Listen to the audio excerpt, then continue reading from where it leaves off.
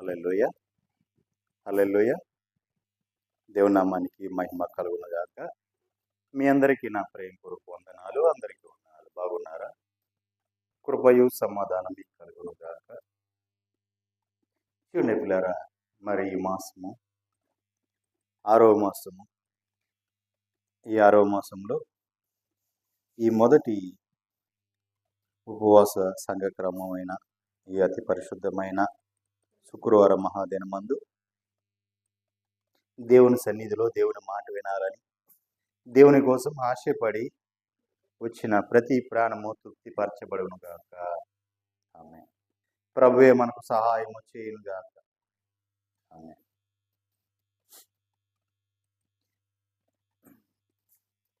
ఈరోజు ధ్యానాంశము కోసము నిర్గమాకాండము 24వ అధ్యాయము 2వ వచనం ధ్యానించుకుందాం.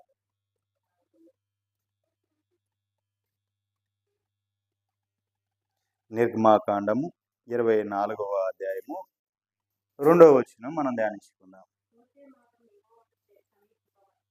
మోషే చదవడం. మోషే మాత్రము యెహోవాను సమీపింపవలెను, వారు సమీపింపకూడదు. ప్రజలు అతనితో ఎక్కి రాకూడదు. దేవునికి మహిమ కలుగును గాక. హల్లెలూయా. చూడండి పిల్లారా, చదవబడిన ఈ వాక్య భాగంలో మనం చూసినట్లయితే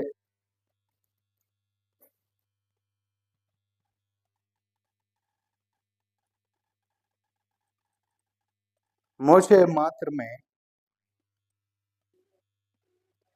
వచ్చి యెహోవాను సమీపింపవలెను.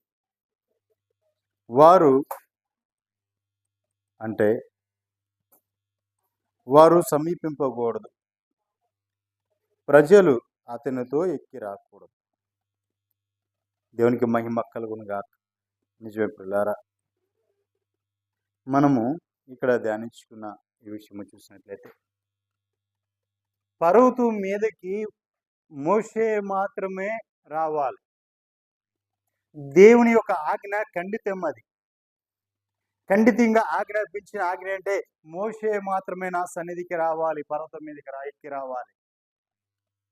వారు అంటే అక్కడ 70 మంది ఇశ్రాయేలు పెద్దలు ఉన్నారు, వారు రాకూడదు. ప్రజలు ఎక్కి రాకూడదు. వీరెవరు కూడా ఆ పర్వతం ఎక్కి దేవుని సన్నిధికి రాకూడదు. మరి ఎవరు రావాలంటే ఒకే ఒక అతనికి అర్హత ఉంది. ఆయన మాత్రమే రావాలి. అతను మాత్రమే ఆయన దేవుని సన్నిధిలోనే కనపడాలి. అతను ఎవరంటే మోషే. మోషే మాత్రమే దేవుని సన్నిధికి వెళ్ళాలి. మిగిలిన వాళ్ళందరూ కూడా అక్కడే నిలబడాలి. పర్వతం కింద నిలబడాలి. పర్వతానికి దూరంగా ప్రజలు నిలబడాలి. ప్రజలు పర్వతం దగ్గరికి రావడానికి వీలు లేదు. పర్వతం దగ్గరున్న 70 మంది పెద్దలు పైకి వెళ్ళడానికి వీలు లేదు. మోషే మాత్రమే దేవుని సన్నిధికి పైకి ఎక్కి వెళ్ళాలి. మోషే మాత్రమే పైకి ఎక్కి వెళ్ళాలి దేవునితో మాట్లాడడానికి. దేవునికి మహిమ కలుగును గాక. హల్లెలూయా. నిజమే పిల్లరా, ప్రజలందరూ చూస్తున్నారు. ప్రజలందరిలోంచి కూడా మోషే నీవు పైకి ఎక్కిరా అని దేవుడు ఆజ్ఞాపించాడు. ఇంక ఎవరో రావడానికి వీలు లేదు. ఇశ్రాయేలీలు ప్రజలందరూ కూడా పర్వతానికి దూరంగా ఉండాలి. వారి యొక్క పెద్దలు 70 మంది పెద్దలను ఏర్పరిచారు. ఆ పెద్దలు మాత్రం పర్వతం దగ్గర కింద ఉండాలి. పర్వతం పైకి మాత్రం మోషే మాత్రమే రావాలి. దేవునికి మహిమ కలుగును గాక. హల్లెలూయా. దేవుని యొక్క ఆజ్ఞ అది ఖండితమైన ఆజ్ఞ. అందరినీ రమ్మని చెప్పలేదు. అందరిలో ఉన్న కొంతమందిని రమ్మని చెప్పలా, ఒక్కనినే రమ్మని చెప్పాడు. ఆయన పేరే మోషే. దేవునికి మహిమ కలుగును గాక. 15వ వచనం మనం చూసినట్లయితే మోషే కొండ మీదకి ఎక్కినప్పుడు ఆ మేఘము కొండను కమ్మెను. యెహోవా మహిమ సీనాయి కొండ మీద నిలిచెను. దేవునికి మహిమ కలుగును గాక. నిజం పిల్లారా, మోషే కొండ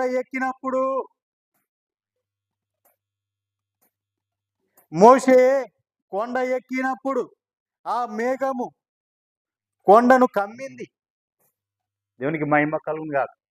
మహిమ మేఘం వచ్చింది. ఆ మేఘము ఆ కొండను కమ్మింది. మోషే ఎప్పుడైతే కొండ ఎక్కాడో ఆ మేఘము కొండను కమ్మింది.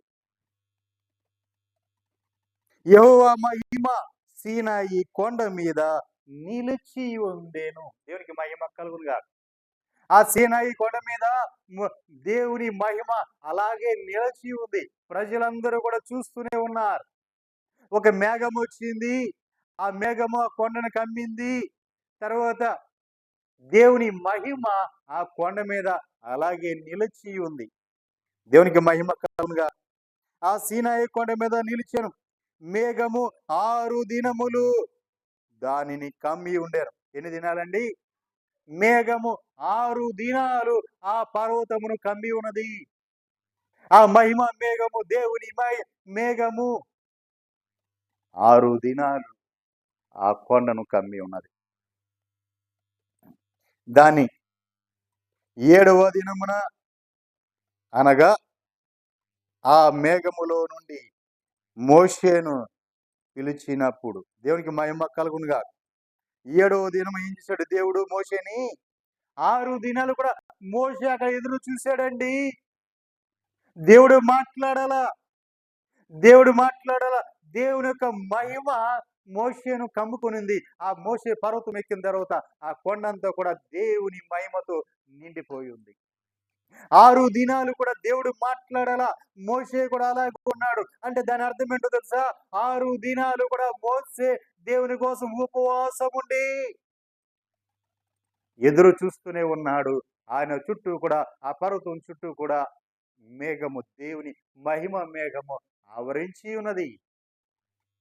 దేవునికి మహిమ కలుగును గాక. హల్లెలూయా.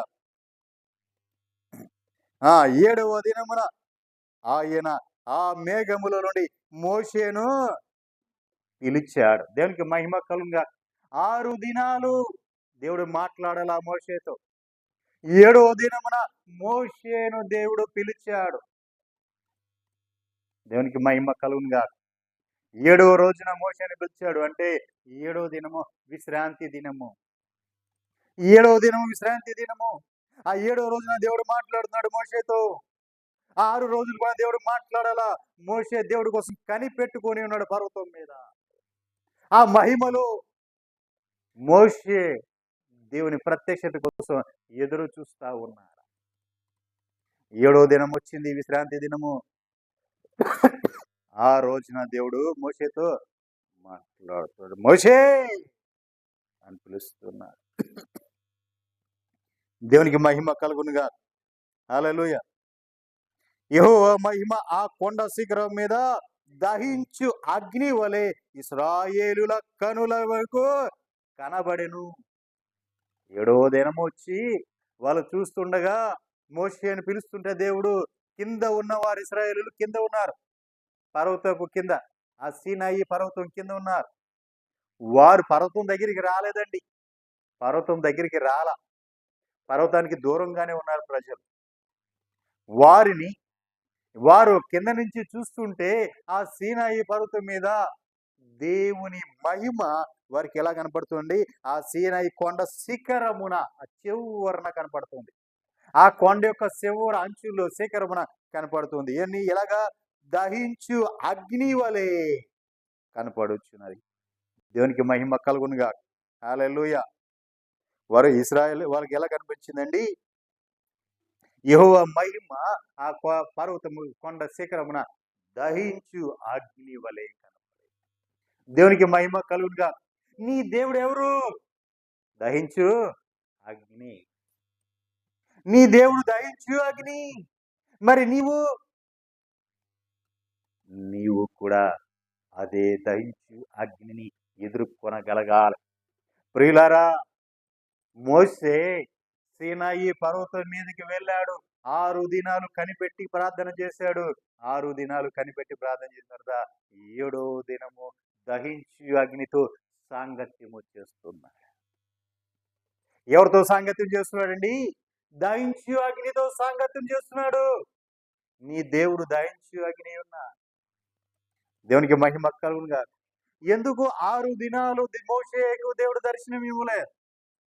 ఎందుకు 6 దినాలు మోషేని అక్కడ ఎదురు వెయిట్ చేయించాడు దేవుడు? అంటే దేవుడు 6 దినాలు శ్రమ దినాలు, 6 దినాలు నీకు పని దినాలుగా నియమించాడు. 7వ దినము నీకు విశ్రాంతి దినముగా నియమించాడు. ఆయన దాన్ని ఏర్పరచుకున్న దినము కాబట్టి ఆ రోజు వరకు మోషేని అక్కడ ఎదురు చూసేటట్టుగా చూపించాడు. దేవునికి మహిమ కలుగునుగా. హల్లెలూయా. దహించు అగ్ని వలె ఇశ్రాయేలు కనులకు దేవుడు కనిపించాడు. అప్పుడు మోషే ఆ మేఘములో ప్రవేశించి కొండ మీదికి ఎక్కాను. మోషే ఆ కొండ మీద రేయింపవళ్ళు 40 దినములున్నాడు. దేవునికి మహిమ కలుగునుగా. చూడండి, ఆ దహించు అగ్నితో మోసే సాంగత్యము చేసిన దినాలు ఎన్నయ్యా అంటే, దహించు అగ్నితో మోసే సాంగత్యము చేసిన దినాలు ఎన్నాయంటే 40 దినాలు. పగళ్ళు 40 దినాలు అంటే పగలు రాత్రులు కూడా కలుపుకోవాలి. 40 పగళ్ళు 40 రాత్రులు మోషే సీనాయి పర్వతం మీద దహించు అగ్నితో సాంగత్యము చేశాడు. దేవునికి మహిమ కలుగునుగా. ప్రియులారా, మనము విశ్రాంతి దినం అంటే అశ్రద్ధగా తీసుకుంటూ ఉంటాం. ఆదివారమే కదా, ఎక్కడ లేని సమస్యలు, ఎక్కడ లేని పనులు ఆ రోజే వచ్చి పడతాయి మనకన్నీ కూడా. దేవునికి మహిమ కలుగునుగా. అదే ఆ రోజే అన్ని పడుతూ ఉంటాయి. పోనీ సంఘ క్రమాలైన ఉపవాస దినాలు అంటే సంఘ క్రమాలు లేదు, విశ్రాంతి దినాలు లేదు. ఎక్కడ లేని పనులన్నీ, ఎక్కడ లేని భారాలన్నీ ఆ రోజుల్లో ఉంటాయి మనకి. దేవునికి మహిమ కలుగునుగా. ప్రియులారా, సంఘ క్రమాలు ఎందుకు ఏర్పాటు చేస్తారు? సంఘ క్రమాలు ఏర్పాటు చేసి నీ కోసము, నీ కుటుంబం కోసం, నీ ఆధ్యాత్మికత నువ్వు కట్టబడటం కోసం, నీవు దేవునితో వృద్ధి చెందటం కోసం. 6 దినాలు మోషే ఎదురు చూశాడండి. 1 రోజు కాదు, 2 రోజులు కాదు, 6 రోజులు కూడా దేవుని సన్నిధిలోనే కనిపెడుతూ ఉన్నాడు ప్రత్యక్షత కోసం. 6 దినాలు కూడా ఉపవాసం ఉన్నాడు. 6 దినాలు కూడా దేవుని కోసం చేతులు ఎత్తాడు, అంగలార్చాడు. రాత్రి పాలు కూడా జాగారం చేస్తూ దేవుని సన్నిధిలో కనిపెడుతూ ఉన్నాడు. అలా కనిపెడుతున్న మోషేను దేవుడు 7వ దినము దర్శించాడు. 7వ దినం దర్శించిన తర్వాత మోషేను ఎప్పుడైతే దేవుడు దర్శించాడో అప్పుడు కిందున్న ప్రజలకు ఎలా కనపడుతుందంటే దహించు అగ్నిలా కనపడుతున్నాడు దేవుడు. ఆయన మహిమ ఎలా కనపడుతుంది? దహించు అగ్నిలా కనపడుతుంది. అప్పుడు ఆ మేఘములోకి మోషే వెళ్ళెను. అంటే ఆ దహించు అగ్నితో సాంగత్యము చేయటానికి 6 దినాలు కూడా మోషే సిద్ధపడ్డాడు. 6 దినాలు కూడా తాను సిద్ధపరుచుకున్నాడు. ఆయన సన్నిధిలో కనిపెట్టి తను శుద్ధీకరించుకొని 7వ దినము ఆయన ప్రత్యక్షత కోసం ఎదురు చూస్తుండగా ఆయన ప్రత్యక్షతనిచ్చాడు. 7వ దినము ఆయన ప్రత్యక్షతని పొందుకున్నాడు. ఆ పొందుకోగానే మోషే ఏమయ్యాడంటే ఆ మేఘములోకి దేవుని దగ్గరికి వెళ్ళగలిగాడు. దేవుని దగ్గరికి వెళ్ళిన తర్వాత ఇప్పుడు మోషేతో ఏం చేస్తున్నాడంటే దేవుడు ముఖాముఖిగా మాట్లాడుతున్నాడు. ఎలా ముఖాముఖిగా మాట్లాడుతూ అంటే 40 రాత్రులు 40 పగళ్ళు ముఖాముఖిగా దేవుడు మోషేతో మాట్లాడాడు. దేవునికి మహిమ కలుగునుగా. దహించు అగ్ని ఉన్న దేవుణ్ణి ఆయన ఎదుర్కోవటానికి మోషే కూడా దహించబడ్డాడు.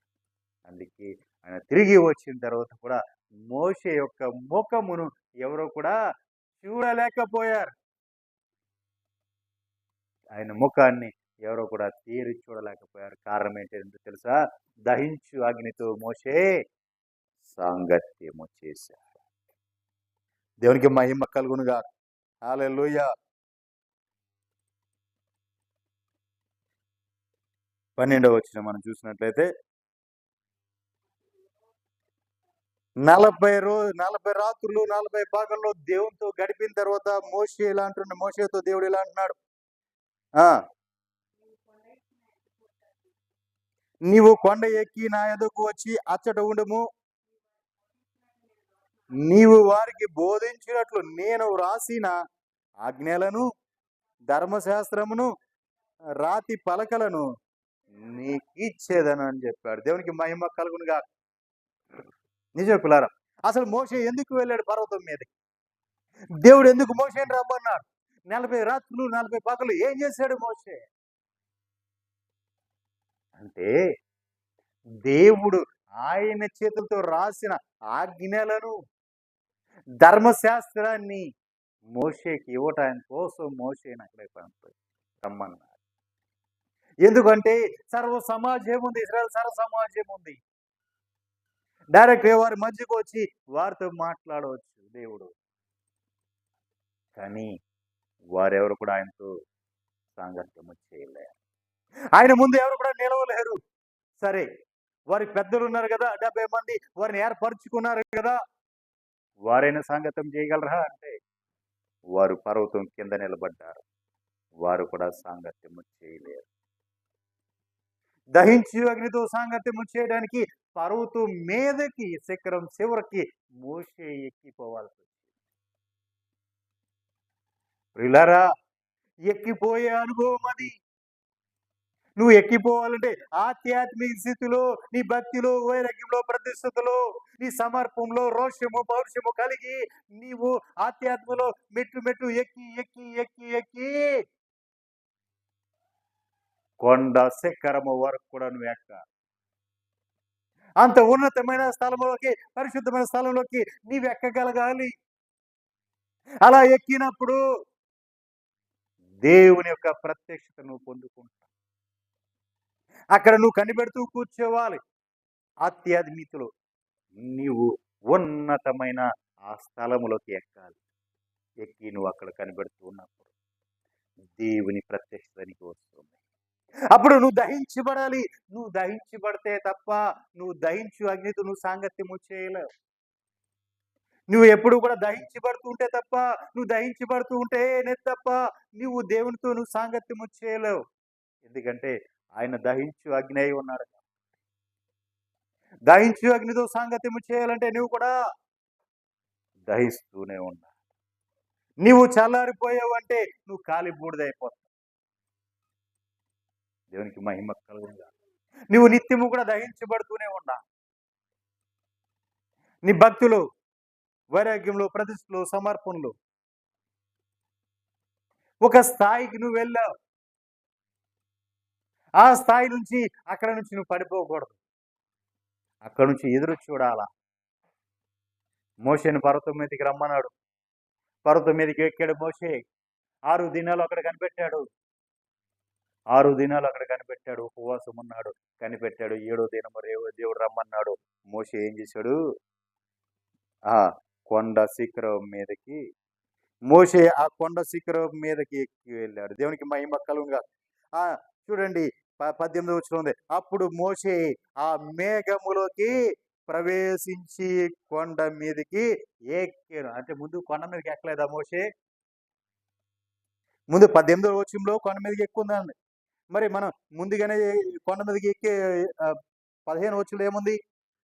మోషే కొండ మీదకి ఎక్కినప్పుడు ఆ మేఘము కొండను కమ్మింది. దేవునికి మహిమ కలుగునుగా. హల్లెలూయా. దేవునికి మహిమ కలుగునుగా. ఆయన కొండ ఎక్కాడండి, కొండ ఎక్కలేదని చెప్పట్లేదు. కొండ ఎక్కాడు, కానీ అక్కడికి కనిపెడుతూ ఉన్నాడు. కొండ శిఖరముకు ఎక్కటానికి ఆయన అక్కడి నుంచి సిద్ధపడాల్సి వచ్చింది. ఆధ్యాత్మికలో ఎక్కేసావు, నువ్వు కొండ ఎక్కావు, కానీ శిఖరము అంచుకు నువ్వు వెళ్ళాలి. అప్పుడు అక్కడ నుంచి దహించు అగ్నితో నువ్వు సాంగత్యము చేస్తావు. దేవునికి మహిమ కలుగునుగా. హల్లెలూయా. దహించు అగ్నితో నీవు సాంగత్యము చేయాలి. 40 రాత్రులు 40 పగళ్ళు చేశాడండి మోషే. ఎందుకు చేసేవయ్యా మోషే అంటే, మోషే ఏమంటాడు తెలుసా? అయ్యా, నన్ను దేవుడు కొండ ఎక్కి నా యొద్దకు వచ్చి అచ్చట నుండుము అని చెప్పాడయ్యా. నీదిగో కొండ మీదకి ఎక్కి నా దగ్గరికి వచ్చి నువ్వు అక్కడ నుంచో అని చెప్పాడయ్యా. నేను అక్కడికి వెళ్ళి నుంచున్నాను. అయ్యా, నేను నుంచునుంటే ఆయన వచ్చారు. ఆయన వచ్చి ఏమన్నాడు? ఇదిగో నీవు వారికి బోధించినట్లు, అంటే ప్రజలకు నీవు బోధించున్నట్లుగా నేను వ్రాసిన ఆజ్ఞలను, ధర్మశాస్త్రమును, రాతి పలకలను ఇస్తున్నాను. అంటే నువ్వు అక్కడికి వచ్చి ఉంటే అది నీకు ఇస్తాను అన్నాడు. కాబట్టి మోషే అక్కడికి వెళ్ళాడు. మోషే అక్కడికి వెళ్ళిన తర్వాత ప్రభు ఏం చేశాడు? మోషేకు రాతి పలకలు 10 ఆజ్ఞలను, ధర్మశాస్త్రమును రాసి ఇచ్చి మోషేకిచ్చి పంపించాడు. మోషేకిచ్చి పంపిస్తే మోషే ఏం చేస్తున్నాడు దాన్ని? ఇప్పుడు మోషేకిచ్చి పంపించాడు. మోషే సీనాయి పర్వతం ఎక్కాడు, దహించి అగ్నితో సాంగత్యం చేశాడు. 40 రాత్రులు 40 పగళ్ళు సాంగత్యం చేశాడు. ఇప్పుడు అవన్నీ పట్టుకున్నాడు, కిందకు వచ్చాడు. ఇప్పుడు ఏం చేయాలి? మోషే ఏం చేయాలి? దేవుడు ఏం చెప్పాడు? ప్రజలకు వాటిని బోధించమని. దేవునికి మహిమ కలుగునుగా. ద్వితీయోపదేశ కాండము 5వ అధ్యాయము 5వ వచనం.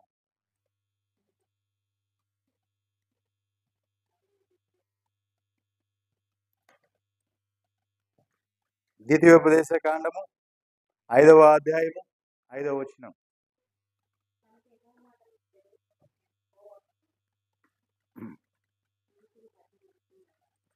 యెహోవా మాట మీకు తెలియజేయుటకు నేను యెహోవాకును మీకును మధ్యను నిలచియుండగా. యెహోవా ఇలాగూ సెలవిచ్చాను. చూడండి పిల్లారా, ఇక్కడ ఇప్పుడు మోషే ఎక్కడ ఉన్నాడు? దేవునికి ప్రజలకి మధ్యలో ఉన్నాడు. ఎందుకంటే దేవుని మాటలు ప్రజలకు తెలియచేయడానికి, దేవునికి ప్రజలకి మధ్యలో ఉన్నాడు, మధ్యవర్తిగా ఉన్నాడు. దేవునికి ప్రజలకి మధ్యవర్తిగా మోషే నిలబడి ఉన్నాడు.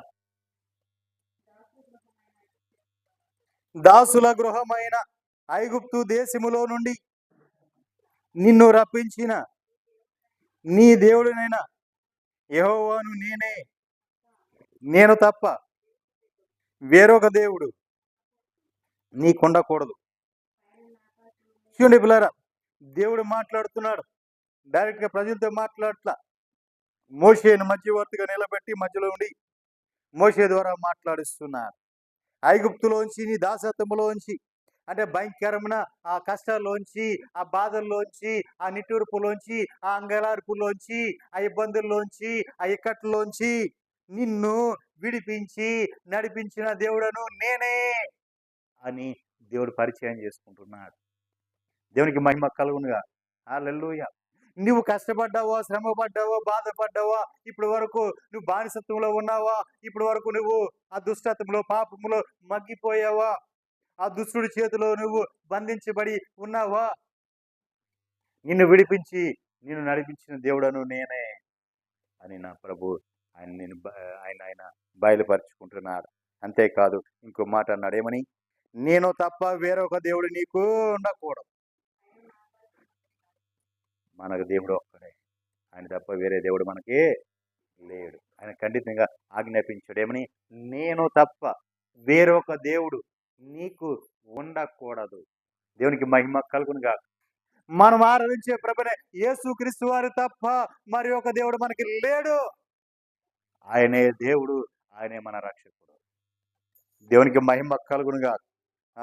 కింద వచ్చిన పైనున్న ఆకాశం అందే గాని, కిందనున్న భూమి అందే గాని, భూమి క్రిందనున్న నేల అందే గాని ఆ, చూడండి, పైనున్న ఆకాశం అందే గాని, కిందున్న భూమి అందే గాని, భూమి కిందున్న నీళ్ళ ఎందే గాని, దేని రూపమైన దేని పోలికైనా విగ్రహములు చేసుకొనకూడదు. వాటికి నమస్కారం చేయకూడదు. వాటిని పూజింపకూడదు. నీ దేవుడైన యెహోవానగు నేను రోషం, మన దేవుడు ఎవరండి? రోషము కలిగిన దేవుడు. చూడండి పిల్లారా, మన దేవుడు, అమ్మల్లారా, మాట వినపడుతుందా? మాట వినపడుతుందా? వినండి, మీకు చాలా అవసరం ఈ మాట. మన దేవుడు తప్ప వేరే దేవుడు మనకి లేడు. ఆయన ఖండితంగా చెప్పాడు, నేను తప్ప వేరొక దేవుడు నీకు ఉండకూడదు. నేను తప్ప నేను తప్ప వేరొక దేవుడు మీకు ఉండకూడదు. దేవునికి మహిమ కలుగునుగా. ఆకాశమందైనా గాని, భూమి అందే గాని, భూమి కింద ఉన్న నీళ్ళలోనే గాని, అంటే ఆకాశములు మనకు కనపడుతున్న ఆకాశంలో ఉన్న విగ్రహాలు, వాటి రూపాలు ఏం చేసుకోకూడదు. ఇప్పుడు ఆ ఆకాశంలో అంటే ఆకాశంలో ఏం కనపడుతున్నాయి మనకి? ఏం కనపడుతున్నాయి? సూర్యుడు, చంద్రుడు, నక్షత్రాలు, గ్రహాలు కనపడుతున్నాయి. వీటిని మనం విగ్రహాలుగా చేసుకోకూడదు.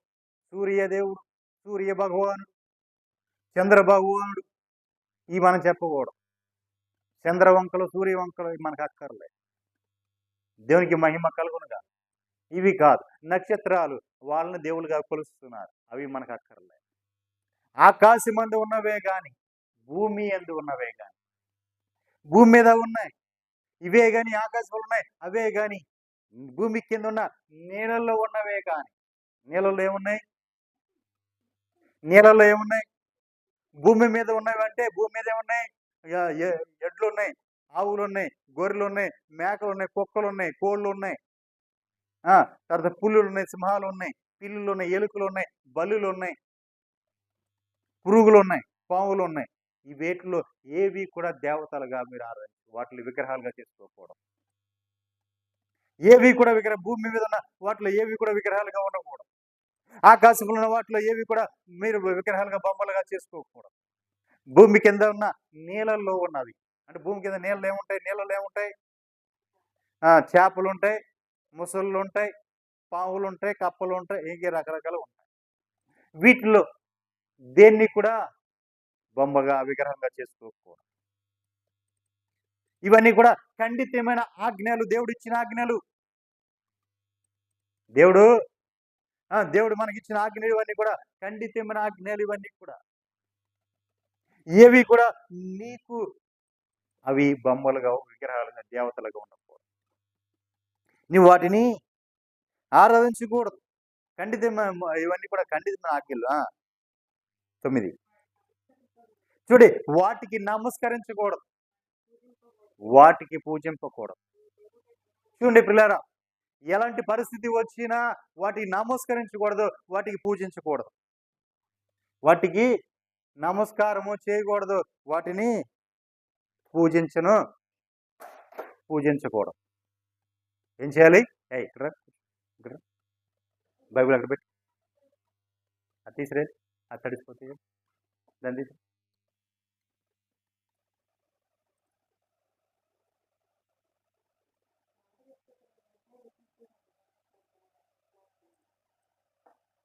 దేవునికి మహిమ కలుగునుగా. ఏవి కూడా నువ్వు పూజించకూడదు, ఏటికి నువ్వు నమస్కారం చేయకూడదు. నువ్వు దేనికి కూడా నమస్కారం చేయకూడదు, పూజించకూడదు. నీ దేవుడు మహారోషము కలిగిన దేవుడు. నీ దేవుని మాత్రమే పూజించాలి, నీ దేవునికి మాత్రం నువ్వు సాగలపడాలి. దేనికి సాగలపడకూడదు. నెబుకద్నెజరుని చూద్దాం. నెబుకద్నెజరు ఒక పెద్ద విగ్రహాన్ని నిలబెట్టాడు. పెద్ద విగ్రహాన్ని నిలబెట్టి, ఇదిగో ఈ విగ్రహానికి అందరూ సాగలపడాలి, నేను బూరలు ఊదినప్పుడు, నేను శబ్దం చేసినప్పుడు అందరూ సాగలపడాలి, అందరు నమస్కారం చేయాలి అన్న. అయితే దేవుని పిల్లలైన షడ్రకు, మిషకు, అబేద్నెగో వీళ్ళు రోషము కలిగిన వారు, దేవుని యొక్క వెర్రి కలిగిన వారు, రోషము కలిగిన వారు. వారిని పిలిచి సాగిలపడమా, మేము సాగిలపడము అన్నా. రజా మాకు చింతలేదు, నువ్వు చంపేస్తావా చంపే, నువ్వు ఏం చేసుకుంటావు చేసుకో, మేము మాత్రం నువ్వు నిలబెట్టిన ఆ విగ్రహానికి మేము సాగిలపడం. మా దేవుడు గొప్పోడు, నా దేవుడికి తప్ప నేను దేనికి సాగిలపడను అని చెప్పారు ముగ్గురు కూడా. అయితే ఈడ అగ్నిగుండం అప్పటిదాకా మండుతుంది, అంతలు చేశాడు, అంటే రెట్టింపు అయిపోయింది, 7 రేట్ 7 రెట్లు ఎక్కువైపోయింది. అగ్నిగుండం మండుతూ ఉంది. మండుతూ ఉంటే దాంట్లోకి వీళ్ళని కాళ్ళు చేతులు కట్టేసి వీళ్ళ ముగ్గురిని కలిసి తీసుకెళ్ళి దాంట్లో అగ్నిగుండంలో పడేత్త తీసుకెళ్లారు. పడేత్తాకి కాళ్ళు చచ్చిపోయారు, ఎక్కడ చచ్చిపోయారు, ఆ సెగకి. దాంట్లో పడల, ఆ సెగకే కాళ్ళు చచ్చిపోయారు వాళ్ళు. కానీ దాంట్లో పడిన వాళ్ళు మాత్రం, అగ్నిగుండంలో పడిన వారు మాత్రం సంచరిస్తూ ఉన్నారు. దేవునికి మహిమ కలుగునుగా. అగ్నిగుండంలో పడిన వారు ఏం చేస్తున్నారంటే దర్జాగా దేవుడు స్తుతించుకుంటా సంచరిస్తూ ఉన్నారు. వారిలో ఒకని పోలిక దేవత పోలికలా ఉంది. రాజు చూస్తున్నాడు, అరే మనం వేసింది ముగ్గురే కానీ 4 ఉన్నారే అంటే వాళ్ళు ముందుగానే చెప్పారు, రాజా మా దేవుడు రక్షించడకు సమర్థుడు. ఎవరండి నీ దేవుడు? రక్షించడానికి సమర్థుడు.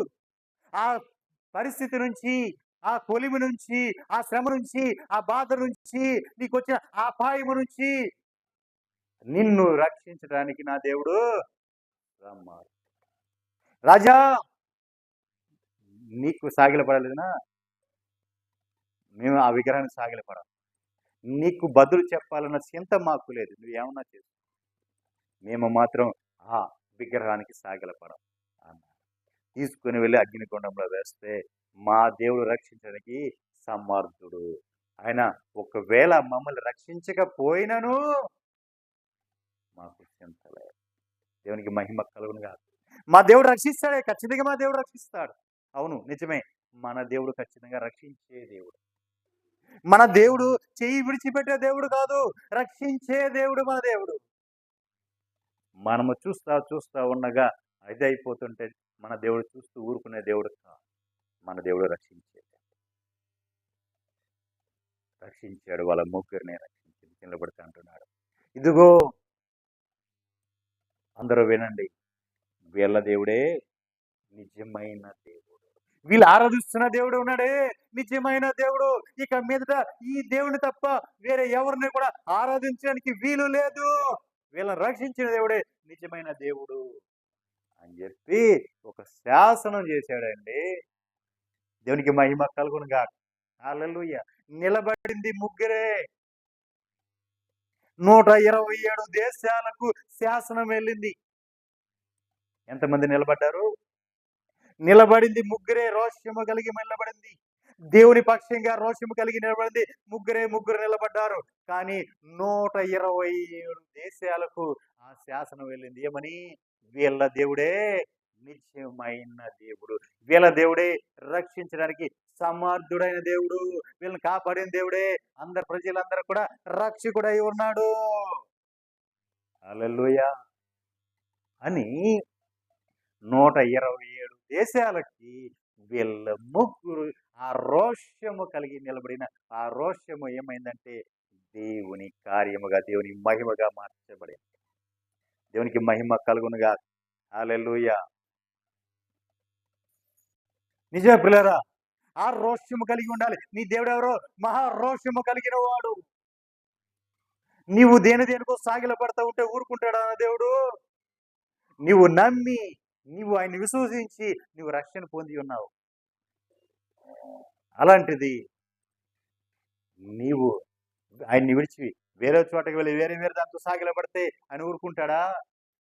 అందరూ ఒకటే, నేను ఒకటే అంటే ఊరుకుంటాడా ఆయన? అందరూ సమంగా ఈయన్ని కూడా చూస్తుంటే ఊరుకుంటాడా? నీ దేవుడు మహారోషము కలిగిన దేవునికి మహిమ కలుగునుగా.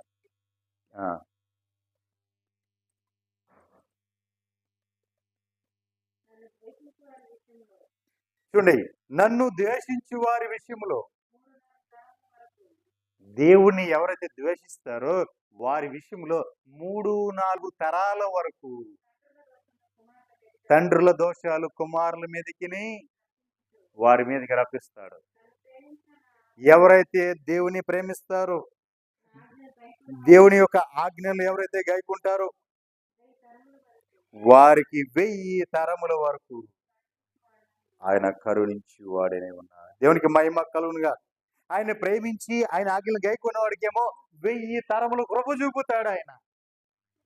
ఆయన ద్వేషించి వాడికి 4 తరాల వరకు కూడా తన బిడ్డల మీదకి దనియేలుబడి చేస్తాడు శాపముగా.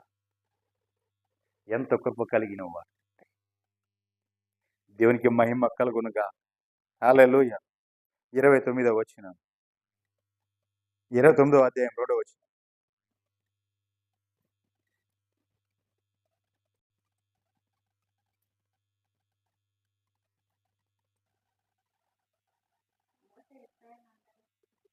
మోషే ఇశ్రాయేలులందరిని పిలిపించి వారితో ఇట్లా నేను యెహోవా మీ కనుల ఎదుట ఐగుప్తు దేశమున ఫరోకును అతని సేవకులందరికీ అతని సమస్త జనములకును చేసినదంతయు అనగా చూడండి, ఇశ్రాయేలుని విడిపించడం కోసం ఏం చేశాడంటే ఆ ఐగుప్తీయులకి గొప్ప శోధనలను కలగజేశాడు. వాళ్ళ ముందు గొప్ప సూచక్రియలు కలగజేశాడు. వాళ్ళ ముందు గొప్ప మహత్కారములు కలగజేశాడు. అది వీరు ఏం చేశారు? కనులారా చూశారు. ఎవరు? ఇశ్రాయేలు. ఐగుప్తుల మీదకి వచ్చిన శ్రమలే గాని, బాధలే గాని, ఆ సూచనలే గాని, మహత్కార్యములు గాని, అద్భుతాలే గాని వీరు అక్కడ నుండి కనులారా చూశారు. ఆ శ్రమలు అనిపించింది వారు, బాధలు అనిపించిన వారు, ఆ కష్టాలు అనిపించిన వాళ్ళు, మరణించింది వారు, అవన్నిటిని కూడా వీరు చూశారు. వీళ్ళ కళల ముందే అన్ని జరిగితే అన్ని కూడా చూసిన వాళ్ళే వీళ్ళు. అయినను వీళ్ళకి గ్రహించు హృదయము, చూసు కనులను, విను చెవులను యెహోవా నేటి వరకు కూడా ఇవ్వలేదంట. దేవునికి మహిమ కలుగునుగా. చూడగలిగిన కనులను, వినగలిగిన చెవులను, గ్రహించి మనసును దేవుడు ఇవ్వలేదు. ఎందుకు ఇవ్వలేదు? అన్నీ ఎక్కువైతే ఏం చేస్తాము? అన్నీ ఎక్కువైతే ఏం చేస్తామండి?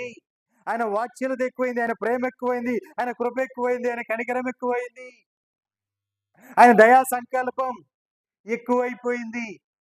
ఎక్కువగా ఆస్వాదించబడ్డాం. ఏమయ్యా? తిని క్రొవి మదిస్తుంది. అందుకే కనులు మూయబడ్డాయి, చూడలేకపోతున్నాం. వాక్యం చెవులోకి వెక్కట్లేదు, వినలేకపోతున్నాం. హృదయంలో గోచరించట్లేదు, తట్టట్లేదు, మనకి గ్రహించలేకపోతున్నాం. దేవునికి మహిమ కలుగునుగా. కింద వచ్చిన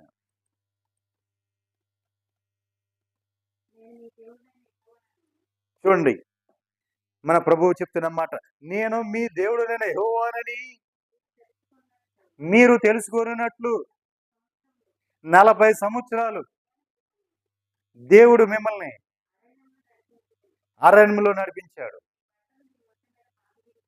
చూడండి, అరణ్యంలో 40 సంవత్సరాలు ప్రజలు నడిస్తే వారి ఒంటి మీద వారి బట్టలు పాతగిలలా,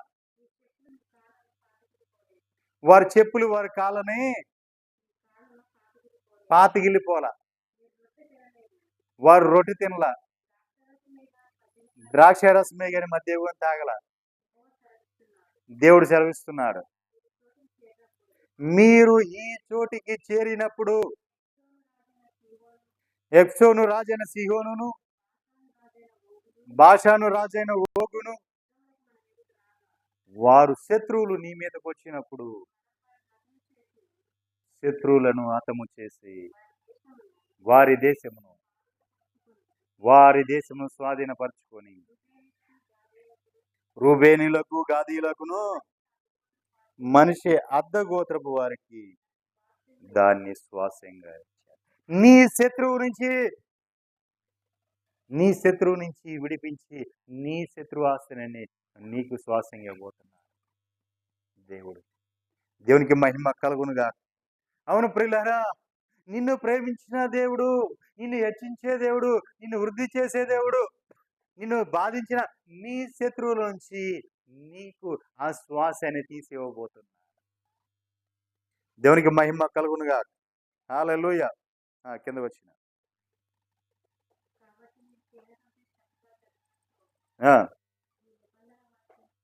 చూడండి, మీరు చేసే అన్ని కూడా చక్కగా జరగాలంటే, మీకు అన్ని మేలు జరగాలంటే, అన్ని కార్యాలు జరగాలంటే మీరేం చేయాలి? ఈ నిబంధన వాక్యమును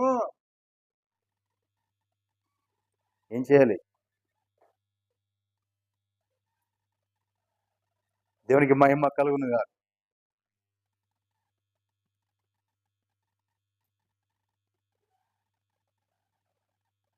29:7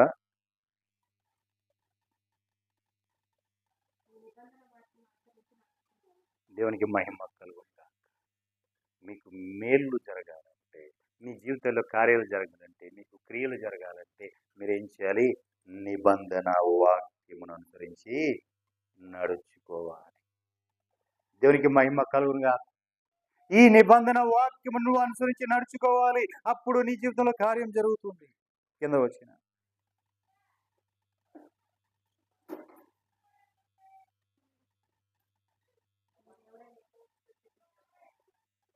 నీ దేవుడైన యెహోవా నీతో చెప్పిన విధముగానే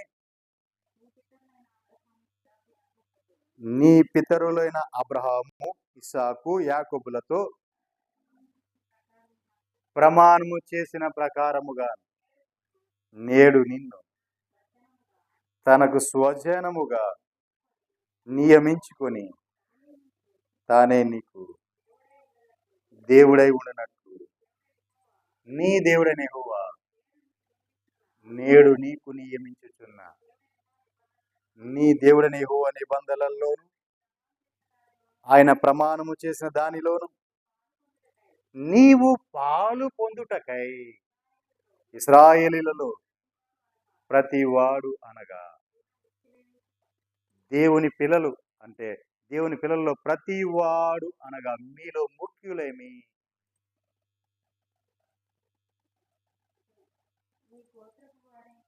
మీ గోత్రపు వారేమి, మీ పెద్దలేమి, మీ నాయకులేమి, మీ పిల్లలేమి, మీ భార్యలేమి, మీ పాలెములనున్న పరదేశులేమి, మీ కట్టెలు నరుకువారు మొదలుకొని మీ నీళ్లు తోడువారు వరకును మీరందరూ కూడా నేడు మీ దేవుడైన యెహోవా సన్నిధిని నిలిచి ఉన్నారు. ఏం చేయాలి? దేవుని సన్నిధిలో అందరూ కూడా, నీ కుటుంబం అంతా కూడా నిలిచి ఉన్నారు.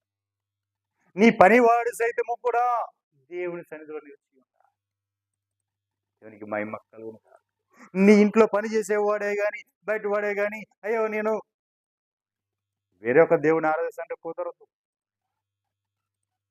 నీ పనివాడు సైతము కూడా నీ దేవుని సన్నిధిలో నిలిచి ఉన్నారు. దేవునికి మహిమ కలుగును. హల్లెలూయా. నీ పనివారే గాని, పరదేశులే గాని, నీ ఇంటికి వచ్చిన ఎవరైనా సరే వారందరూ కూడా దేవుని సన్నిధికి వచ్చేవారుగా ఉంటారు. దేవునికి మహిమ కలుగునుగా. హల్లెలూయా. ఇవి దేవుడు ఆజ్ఞాపించిన మోషే ద్వారా బయలుపరి మోషేను మధ్యవర్తిగా చేసుకొని మోషే ద్వారా మాట్లాడినది. దేవునికి మహిమ కలుగునుగా. అందుకే కీర్తనాకారుడు ఒక మాట అన్నారు. 103:7 ఒక మాట ఉంది.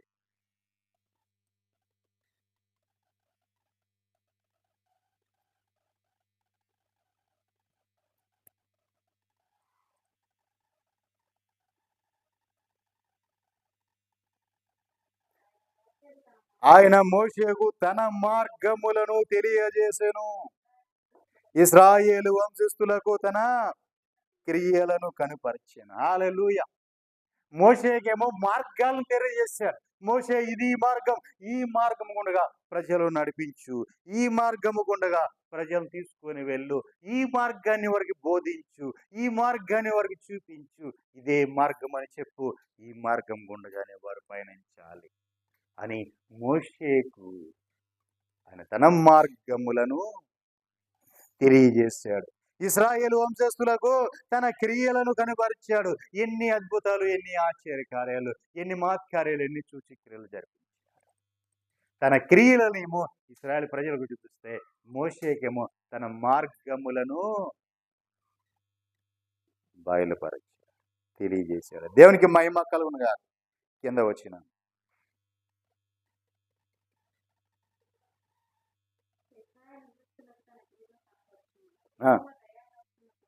యెహోవా దయా దాక్షిణ్య పూర్ణుడు, దీర్ఘశాంతుడు, కృపా సమృద్ధి కలిగిన వాడు నీ దేవుడు. ఆయన ఎల్లప్పుడు కూడా వ్యాజ్యమాడేవాడు కాదు. ఆయన నిత్యము కోపించేవాడు కాదు. మన పాపమును బట్టి మనకు ప్రతీకారం ఆయన చేయలేదు. మన దోషులను బట్టి మనకు ప్రతిఫలం ఇవ్వలేదు. దేవునికి మహిమ కలుగునుగా. చూడండి పిల్లరా, మన పాపములను బట్టి మనకు ఆయన ప్రతీకారం చేయలేదు. అలా చేసుకుంటే భూమి మీద ఈ రోజున మనం కూడా నిలిచి ఉండేవాళ్ళం కాదు. మన పాపములను బట్టి ఆయన మనకు ప్రతీకారం చేయలేదు. మన దోషములను బట్టి మనకు ప్రతిఫలం ఇవ్వాల. అలా ప్రతిఫలం ఇచ్చి ఉంటే మనం చేసిన దోషాలకు మనం ఏ ప్రతిఫలం పొంది ఉండేవాళ్ళం? అగాధమై బాటకి అగ్నిలో కాల్చబడుతూ ఉండేవారు. కానీ మన పాపాలను బట్టి ఆయన మనకు ప్రతిఫలం లేదు. దేవునికి మహిమ కలుగునుగా. హల్లెలూయా.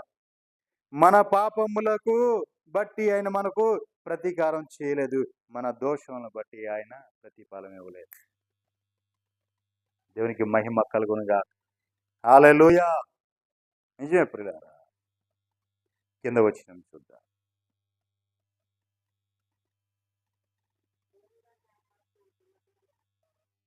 భూమి కంటే ఆకాశము ఎంత ఉన్నతంగా ఉందో దేవుని యందు భయభక్తులు కలిగిన వారి ఎడల ఆయన కృప అంతధికంగా ఉంది. హల్లెలూయా.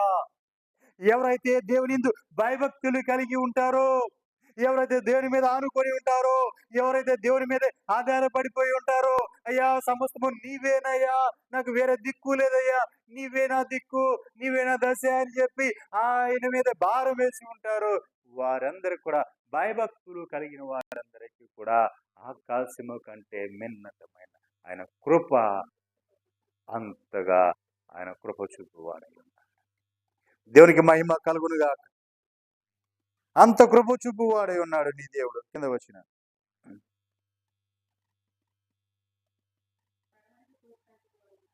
పడమటికి, పడమర ఎక్కడ ఉందమ్మా? పడమర ఎటు? వెస్ట్ ఎటు?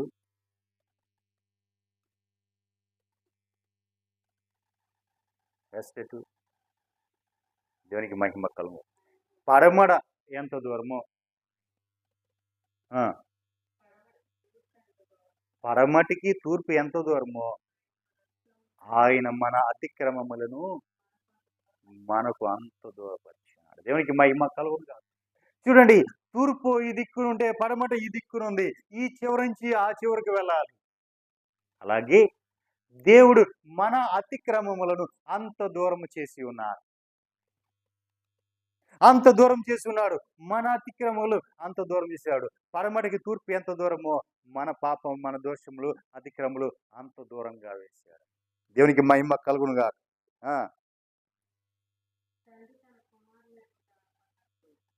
తండ్రి తన కుమారుని ఎడల జాలిపడినట్లు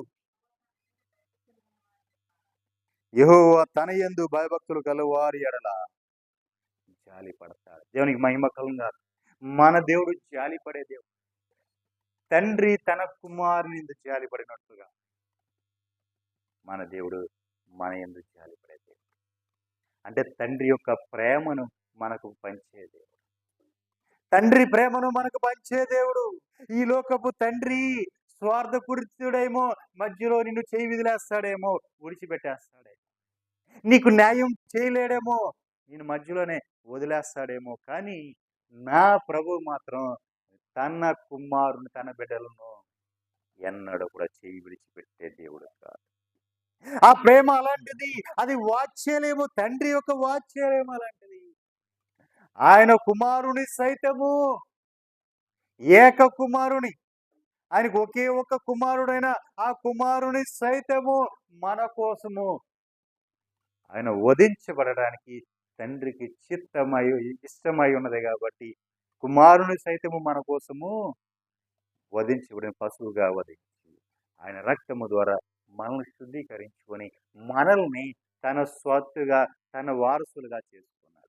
ఆ కుమారుడి ద్వారా మనల్ని అనుగ్రహించి ఆయనకు వారసులుగా మనల్ని చేసుకున్నాడు. అంటే మన యందు ఆయన ప్రేమ ఎంత ఉన్నతమైందో చూడండి. ఆయన కుమారుని కూడా మన కోసము అర్పించి మనల్ని రక్షించుకున్న ప్రేమ. దేవునికి మహిమ కలుగునుగాక. ఎవరు పెడతారండి? ఎవరు చేస్తారండి ఈ ప్రేమ? నీ కుమారుడికి ఇవ్వాల్సిన దాంట్లో నీ కుమారుడికి పెట్టావు. నీకు ఇష్టమైంది పదార్థము నీ కుమారుడికి ఇచ్చావు. నీ కుమారుడికి ఇచ్చిన ఆ ఇష్టమైన పదార్థంలోంచి ఓడి తీసి నీకు నీకు ఇవ్వగలవా? ఇంకొకరు ఇవ్వగలవా? ఇంకొక పిల్లోడికి నువ్వు ఇవ్వగలవు, పెట్టగలవు? పెట్టలేవు. దేవునికి మహిమ కలుగునుగాక. ఆ వాత్సల్యం అండి నా జీవితంలో జరిగిన సంభవం నేను చెప్తా. నా చిన్న వయసులోనే నా తల్లి చనిపోయింది. తర్వాత మా అమ్మమ్మ గారు, నాయనమ్మ గారు పెంచారు. అయితే ఇదే గ్రామంలో ఇక్కడే నా ఇల్లు ఇక్కడే. ఇక్కడ ఉండే నాయనమ్మ దగ్గర ఉండేవాడు. కానీ నా తండ్రి పక్కన కాలనీలో ఉంటూ ఉండేవాడు. ఇదే మార్గం గుండగా వెళ్ళాలి, ఈ దారి గుండగానే వెళ్ళాలి. చిన్నప్పుడు ఇక్కడ కత్తిరి సావుడు అని ఉండేది. ఇక్కడ ఆడుకుంటూ ఉండేవాళ్ళం. 4 రోడ్ల జంక్షన్ అది. ఇక్కడే ఆడుకుంటూ ఉండేవాళ్ళం. పక్కన పేకాట ఆడుకుంటూ వాళ్ళ మధ్యలో మేము ఆడుకుంటూ ఉండేవాళ్ళం. ఆయన ప్రతిరోజు సాయంత్రం ఒక టైం వెళ్తూ ఉండేవాళ్ళం. మేము ఆడుకుంటూ ఉండేవాళ్ళం. 4 బిస్కెట్లు చేత్తో పట్టుకొని పొట్లం కట్టుకొని ఇలా లుంగి పట్టుకొని వెళ్తూ ఉండేవాళ్ళం. 4 బిస్కెట్లు ఉంటాయి. ఏ రోజన్నా ఒక బిస్కెట్ పిల్లలు చెప్పేవాళ్ళు, చుట్టుపక్కల ఆడుకుంటున్న పిల్లలు అనేవాళ్ళు. ఏమని? అదిగో మీ నాన్న వస్తున్నాడు, పప్పలు తెస్తున్నాడు. చిన్నపిల్లలమండి, చిన్నపిల్లలు. మీ నాన్న వస్తున్నాడు, పప్పలు తెస్తున్నాడు. ఒక బిస్కెట్ అని ఇస్తాడేమో అని చెప్పి ఇక్కడ నిలబడి ఇలా చూస్తుండేవాడిని. మొక్క వెంకట చూసేవాడు కాదు, తిన్నగా వెళ్ళిపోయేవాడు. గొప్ప కాలువ ఆ చివరి వరకు ఎదురు చూసి ఇక్కడ నుంచుని అక్కడ వరకు చూస్తుండేవాడిని. ఎక్కడైనా పిలిచి ఇస్తాడేమో, పిలిచి ఎక్కడ వెనక తిరిగి చూసి ఒక బిస్కెట్ ఇస్తాడేమని చెప్పి అంత దూరం ఎదురు చూసేవాడిని అండి. నా తండ్రి విషయం అది. నేను అనిపించిన శోభ అది నా చిన్నప్పుడు. ఏ రోజు కూడా ఆయన పట్టించుకోలేదు. ఏ రోజు కూడా ఆయన తిరిగి 4 పిల్లలు అంటే 3 పిల్లలు ఆయనకి. 3 పిల్లలు ఆయన భార్య అంటే వేరే అమ్మ, పిన తల్లి వేరే ఆమెను చేసుకున్నాడు మా అమ్మ చనిపోయిన తర్వాత. ఆ 4 కోసం 4 బిస్కెట్లు పట్టుకెళ్ళేవాడు. ఏ రోజు కూడా ఒక బిస్కెట్ కూడా నాకు చిన్న వయసు అందరూ ఆడుకుంటూ ఉంటే అందరూ చెప్తూ ఉండేవారు. ఏమని? అదిగో మీ నాన్న వస్తున్నాడు, పప్పలు తెస్తున్నాడు. చేతిలో ఉండేది ఇస్తాడేమో అని చెప్పి ఎదురు చూసేవాడిని. అలా పిల్లారా కానీ నా దేవుడు నా జీవితం ఈ లోకపు తండ్రి, శరీర సంబంధమైన తండ్రి విడిచిపెట్టిన ఆత్మ సంబంధమైన తండ్రి, నన్ను రూపించిన వాడు, నన్ను ఈ లోకానికి పంపించిన వాడు నా చెయ్యన్నడు కూడా విడవలేదు. ఏది కొదువు కానివ్వలేదు. దేవునికి మహిమ కలుగును. నాయనమ్మ కొట్టు అమ్మేది. కొట్లు అన్నీ ఉండేవి, తినడానికి అన్నీ ఉండేవి. ఏ రోజు కూడా ఇది వద్దు అని ఎదురు చెప్పేది కదా. ఎన్ని తిన్నా ఏం తిన్నా మాట్లాడేది. అంత ప్రేమ. కానీ తండ్రిగా ఒకడే ఇస్తాడేమో అని చెప్పి అలా ఎదురు చూస్తూ ఉండేవారు. చిన్నపిల్లల చిన్న వయసు అండి. ఆడుకుంటూ ఉంటారు. ఇక్కడ రోడ్ల మీద ఆడుకుంటూ ఉంటారు. అలా నడుచుకుంటూ వెళ్తూ ఉంటారు. ఏ రోజు కూడా పిలిచి ఇదిగో అని వాళ్ళ మళ్ళీ అంత దూరం ఎదురు చూసేవాడిని నేను. అలా దేవునికి మహిమ కలుగునుగా. నిజమే పిల్లరా, ఇలాంటి అనుభవాలు ఎన్నో. కానీ నా దేవుడు అన్నాడు కూడా నాకు ఏది కూడా నాకు తక్కువ కానీ. దేవునికి మహిమ కలుగునుగా. ఇది నా తండ్రి ప్రేమ గురించి చెప్పడం కోసం నేను చెప్తాను. ఎవరిని కించపరచాలను, ఎవరిని బాధ పెట్టాలను కాదు. బాధ పెట్టేదే ఉంది. ఆ కాలంలో నేను అనిపించిన శోభ అది. నేను అనుభవించిన మానసిక బాధ ఎవరితోనూ పంచుకోవాలి.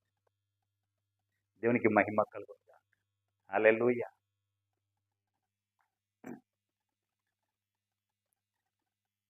హెబ్రీయులకు రాసిన పత్రిక 10వ అధ్యాయం 15వ వచనం.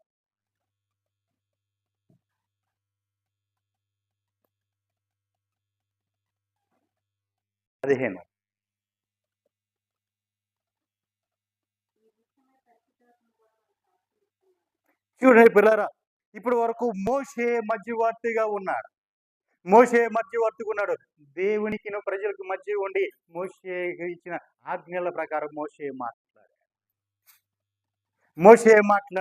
మోషేకు తన మార్గం మోషేకు తన మార్గములను తెలియజేసాను. ఇశ్రాయేలులకు తన క్రియలను కనుపరిచెను అని ఉంది కదా. ఇప్పుడు నేను మరి ఒక్క వ్యక్తిని మీ ముందుకు తీసుకుని వస్తున్నా. చదవడమ్మా. ఈ విషయమై పరిశుద్ధాత్మ కూడా మనకు సాక్ష్యం ఇస్తున్నారు. ఎలాగనగా, ఆ దినములైన తరువాత నేను వారితో చేయబో నిబంధన ఇదే, నా ధర్మ విధులను వారి హృదయమునందుంచి వారి మనసు మీద వాటిని వ్రాయుదును. దేవునికి మహిమ కలుగును గాక. చూడండి పిల్లరా, ఇప్పుడు వరకు మోషేకి ఏమిచ్చాడండి దేవుడు? 10 ఆజ్ఞల రాతి పలకలను, ఆజ్ఞలను, ధర్మశాస్త్రమును ఇచ్చాడు.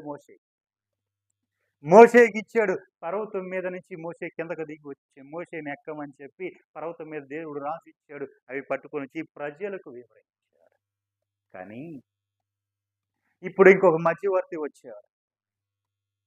మనకొక గొప్ప ప్రధాన యాజకుడు ఉన్నాడు. ఈయన మధ్యవర్తి. ఈయన ఏం చేస్తున్నాడంటే, పరిశుద్ధాత్మ ద్వారా ఈయన ఏం చేస్తున్నాడు?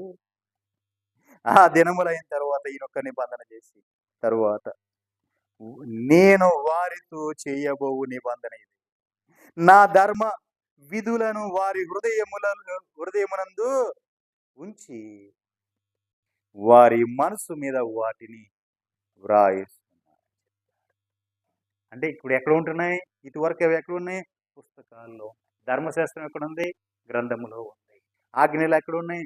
రాతి పలకల మీద ఉన్నాయి. కానీ ఇప్పుడు ఏమంటున్నాడు దేవుడు? ఏమంటున్నాడు? నా విధులను, నా నిబంధన ఇది, నా విధులను వారి హృదయమునందుంచి వారి మనస్సు మీద వాటిని వ్రాయుదును అంటున్నాడు.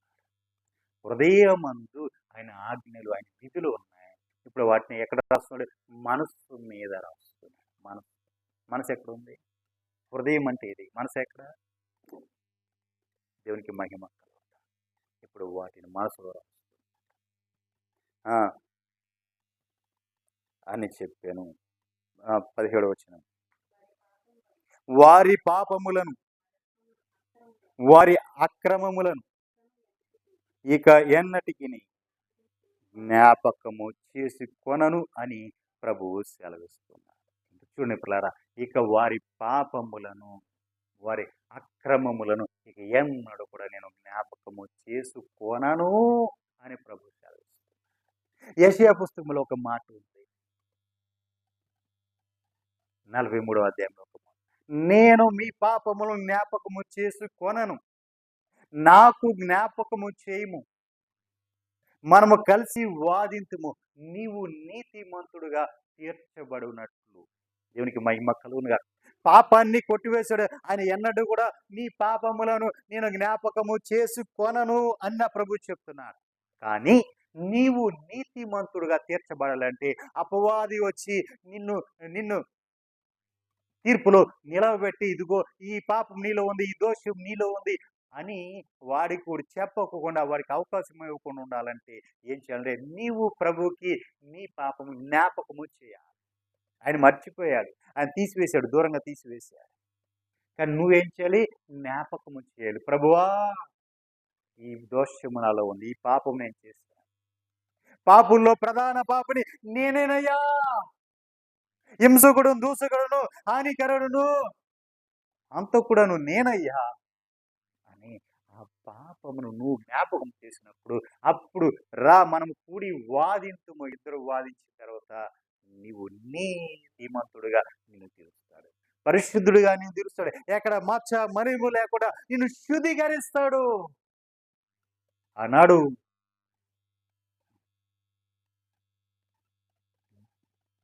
జకర్యాను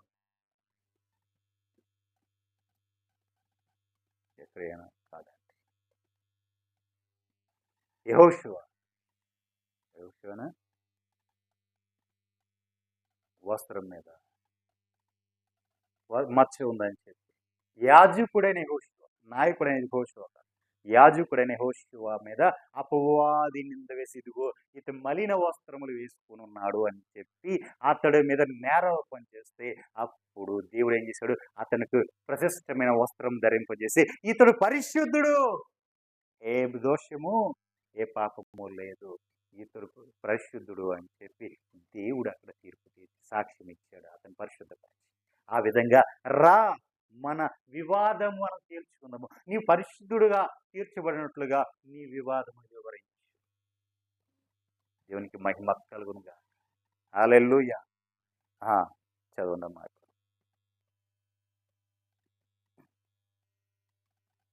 ప్రభు ఎన్నటికి జ్ఞాపకము చేసుకోనని ప్రభు సెలవిచ్చాను. 18. చూడండి, వీటి క్షమాపణ ఎక్కడ కలుగునో అక్కడ పాప పరిహారార్థ బలి ఇకను ఎన్నడూ ఉండదు. హల్లెలూయా. ఆయన పరిహరించేశాడు కదా, ఇక మరిపడి పాప పరిహారార్థ బలితో పని లేదు. ఇక మనం మరిపడి నేను పాపునయ్యా, నేను పాపునయ్యా అని చెప్పాల్సిన అవసరం కూడా లేదు. ఎందుకంటే ప్రభువు నిన్ను పరిశుద్ధపరిచిన తర్వాత నువ్వు అదే పరిశుద్ధతలో ఉన్నావు, నువ్వు పవిత్రుడుగా ఉన్నావు. దేవునికి మహిమ కలుగునుగా. ఇక దోషము పాపము నీ మీద ఎక్కడ కనబడట్లేదు. నీ మచ్చ ఎక్కడ, నీ వస్త్రం మీద ఎక్కడ కూడా మళ్ళీ మచ్చ కనబడట్లేదు. నీవంతా కూడా తేటగా కనపడుతుంది. దేవునికి మహిమ కలుగునుగా. హల్లెలూయా. 19. సహోదరులారా, యేసు మన కొరకు ప్రతిష్ఠించిన మార్గం ఒకటి ఉంది. హల్లెలూయా. యేసు ప్రభువారు మన కోసం ఒక మార్గాన్ని చూపించారు. మనం ముందుగా మాట్లాడుకున్నాం ఏమని, మోషేకు తన మార్గములను, ఆయన మోషేకు తన మార్గంలో ఏం చేశాడు, తెలియజేశాడు. ఇప్పుడు యేసు ప్రభువారు ఏం చేస్తున్నాడు, యేసు మన కొరకు ప్రతిష్ఠించిన మార్గం ఒకటి ఉంది. యేసు మన కోసం ప్రతిష్ఠించిన ఒక మార్గం ఉంది. ఆ మార్గాన్ని ఇప్పుడు ఆయన మనకు బయలుపరిచాడు. ఆ మార్గం ఏంటంటే నూతనమైన మార్గం. ముందెన్నడు నువ్వు చూడండి, ముందెన్నడు నువ్వు ఎరగంది, ముందెన్నడు నీకు తెలియని మార్గం, ముందెన్నడు ఎవరు కూడా ఆ మార్గంలో వెళ్ళని మార్గం. అది నూతన మార్గం, అది నూతనమైనది. ఆ మార్గం ఎలాంటిదంటే జీవము కలిగిన మార్గం. అది మార్గము నూతనమైనది. రెండోది, ఆ మార్గము జీవము కలిగిన మార్గం. ఆయన శరీరము అను తెర ద్వారా ఏర్పరచబడినదినైనా మార్గం. దేవునికి మహిమ కలుగునుగా. ఆయన శరీరం అనే తెర ద్వారా ఏర్పరచబడిన మార్గం, అది నూతన మార్గం, అది జీవ మార్గం. ఆ మార్గం గుండా వెళ్తే నువ్వు జీవంలోకి వెళ్తావు, నువ్వు జీవిస్తావు కోట్ల సంవత్సరాలు. ఆ నిత్యత్వంలో నీవు జీవించే మార్గమే ఆ నూతనమైన మార్గం, ఆ జీవ మార్గం. అది యేసు ప్రభు తన శరీరం అనే తెర ద్వారా మనకు బయలుపరిచిన మార్గం. దేవునికి మహిమ కలుగునుగా. హల్లెలూయా. ఆ ఏర్పరచబడిన మార్గమున ఆయన రక్తము వలన పరిశుద్ధ స్థలమునందు ప్రవేశించుటకు మనకు ధైర్యము కలిగి ఉన్నది. హల్లెలూయా. ప్రభువైన యేసుక్రీస్తు వారి యొక్క రక్తము చేత పట్టుకొని ఈ రోజున నీవు పరిశుద్ధమైన స్థలంలోకి ప్రవేశించడానికి నీకు ఏం కలిగి ఉన్నది, ధైర్యము కలిగి ఉన్నదంటే అది నా ప్రభు ఇచ్చిన కృప. దేవునికి మహిమ కలుగునుగా. హల్లెలూయా. ఈ రోజున ధైర్యంగా మనం ఆయన సన్నిధికి పరిశుద్ధమైన స్థలంలోకి వెళ్తున్నామంటే ఆయన రక్తాన్ని చేత పట్టుకుని వెళ్తాం. దేవునికి మహిమ కలుగునుగా. 21వ వచనం. దేవుని ఇంటి పైన మనకు గొప్ప యాజకుడు ఉన్నాడు కనుక మన మనస్సాక్షికి కల్మషము తోసుకుంటున్నట్లు ప్రోక్షింపబడిన హృదయము గలవారమై మనం ఎలా ఉండాలి, మన మనస్సాక్షికి కల్మషము లేకుండా ఉండాలి. మన మనస్సాక్షికి మనం ఎప్పుడు కూడా కల్మషము లేకుండా ఉండినట్లు మనం ప్రోక్షించబడిన హృదయము కలవారమై ఉండాలి. నిర్మలమైన ఉదకంతో మనం స్నానము చేసి శరీరము కలవారమై ఉండి విశ్వాస విషయములో చూడండి, విశ్వాస విషయంలో సంపూర్ణ నిశ్చయత కలిగి ఉండాలి. ఎక్కడ కూడా అసంపూర్ణతగా ఉండకూడదు. విశ్వాసంలో సంపూర్ణమైన నిశ్చయత కలిగి ఉండాలి.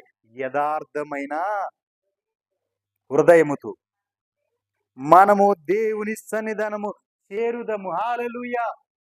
యథార్థమైన హృదయము కలిగి మనం దేవుని సన్నిధానం చేరుకోవాలి. దేవునికి మహిమ కలుగునుగా. హల్లెలూయా. 23వ వచనం. ఈ వాగ్దానము చేసిన వాడు నమ్మదగిన వాడు కనుక మన నిరీక్షణ విషయమై మనం ఒప్పుకున్నది నిత్యముగా పట్టుకొందుము. హల్లెలూయా. ఎందుకంటే మనకు చేసిన దేవుడు వాగ్దానము, ఆయన నమ్మదగిన దేవుడు. నమ్మదగిన దేవుడు మనకు వాగ్దానం చేశాడు కాబట్టి మనం నిశ్చయంగా వాగ్దానమును పట్టుకుంటాం, అనుభవిస్తాం. దేవునికి మహిమ కలుగును. హల్లెలూయా. మనం ఏది ఒప్పుకుందామో దాన్ని నిశ్చయముగా దాన్ని మనము పట్టుకుంటాం. దేవునికి మహిమ కలుగునుగా. హల్లెలూయా. మరి ప్రియులారా, మనం చూసినట్లయితే ముందుగా ఒక మధ్యవర్తి వచ్చాడు మనకి. మోషే వచ్చాడు. మోషే ద్వారా దేవుడు ఏం బయలుపరిచాడు? తన మార్గములను, తన విధి విధానాలను మనకు బయలుపరిచాడు. కానీ మరి ఒక మధ్యవర్తి వచ్చాడు. మోషే ద్వారా 10 ఆజ్ఞలు రాతి పలకలను మనకి ఇస్తే, ధర్మశాస్త్రాన్ని మనకి ఇస్తే, ఇప్పుడు ఈయన నూతన నిబంధన చేసిన తర్వాత ప్రభువైన యేసుక్రీస్తు వారి ద్వారా మనకు ఆయన మన హృదయములోను మన మనస్సులోను అవి ముద్రించారు. దేవునికి మహిమ కలుగును. ఎక్కడ ఉన్నాయి? ఇదివరకు మనం ఎక్కడ రాసి పెట్టుకున్నామా అంటే పుస్తకాల మీద రాసి పెట్టుకున్నాం, గ్రంథాల్లో రాసి పెట్టుకున్నాం. కానీ ఇప్పుడు ఆ వాక్యం ఎక్కడుంది? హృదయములోను మనస్సులో ముద్రించబడి. ఆయన ఒక మార్గంగా మనకు కనపడతారు. ఆయన తన శరీరం మార్గంగా మనకు బయలుపడి మన ముందు ఆయన నూతనమైనది జీవమైన మార్గాన్ని మనం ఉంచాడు. ఆ మార్గం గుండగా మనం పయనించి పరిశుద్ధమైన ఆ స్థలములో మనం చేరుకోవడానికి మనకు అర్హత కల్పించాడు. ఆ వాగ్దానం ఇచ్చిన వాడు నమ్మదగిన వాడు కాబట్టి మనము ఆ వాగ్దానాన్ని పొందుకుని పట్టుకుని అనుభవించుతాం. దేవునికి మహిమ కలుగునుగా. హల్లెలూయా. దేవునికి మహిమ కలుగునుగాక. మోషే వచ్చి యెహోవాను సమీపించవలెనని వారు సమీపించకూడదని ప్రజలు అతనితో ఎక్కి రాకూడదని చెప్పారు. దేవునికి మహిమ కలుగునుగాక. హల్లెలూయా. చూడండి పిల్లలారా, మనము ఎక్కిపోయే అనుభవం కావాలి. ఆ ఎక్కిపోయినప్పుడు అక్కడ ఎదురు చూసే అనుభవం కావాలి. ఎదురు చూసినప్పుడు దేవుని ప్రత్యక్షత పొంది ఉన్నాక దేవునితో ముఖాముఖిగా మనం మాట్లాడే ఆ అనుభవంలోకి మనం వెళ్ళాలి. ఆ అనుభవంలోకి వెళ్ళిన తర్వాత ఎక్కడ కూడా తిరిగి చూడాలి. మన ప్రభువైన యేసుక్రీస్తు వారు ఇప్పుడు మోషే ద్వారా బయలుపరిచిన ఆ అనుభవం నుంచి ఆయనే వచ్చి ఇప్పుడు ఆయన ఏం చేస్తున్నారంటే ఆయనతో సాంగత్యము చేయడానికి, ఆయనతో కలిసి ఉండటానికి, ఆ నిత్యత్వంలో కోట్ల సంవత్సరాలు మనము కలిసి ఉండటానికి ఆ మార్గాలను ఆయన ఇంకా సరళం చేసి ఉన్నారు. కాబట్టి యేసు అనే ఆ మార్గము గుండగా మనం పయనించి ఆయన చేరుకొని ఆయన సన్నిధానంలో మనము కోట్ల సంవత్సరాలు జీవించుదుముగా. అట్టి కృప పరిశుద్ధాత్ముడు మనకు అనుగ్రహించునుగా. మరి ప్రియులారా, మరి యథావిధిగా రేపు ఆదివారం పరిశుద్ధ బల్ల ఉంది. మరి అందరూ కూడా దానికోసం సిద్ధపడండి. మీ అందరికీ ప్రేమపూర్వక వందనాలు. అందరికీ వందనాలు. మీకు ఈ ఆదరణ కలిగిస్తున్నట్లయితే అనేకులకు షేర్ చేయండి, అనేకులకు తెలియచేయండి, అనేకులను ప్రేరేపించండి. మీ అవసరతలు ఏమై ఉంటే మా వాట్సాప్ నెంబర్కి మీరు మెసేజ్ పెట్టండి. మీకోసం మేము ఖచ్చితంగా ప్రార్థన చేస్తూనే ఉన్నాం. మీ అందరికీ మా ప్రేమపూర్వక వందనాలు. అందరికీ వందనాలు. ప్రభు మిమ్మల్ని దీవించునుగా. ప్రార్థనలోకి వెళ్దాం. అందరూ కూడా ప్రార్థన చేసుకుందాం. స్తోత్రం, స్తోత్రం, స్తోత్రం. ప్రార్థన ప్రార్థన ఒకరు నాకు ఇచ్చేయండి.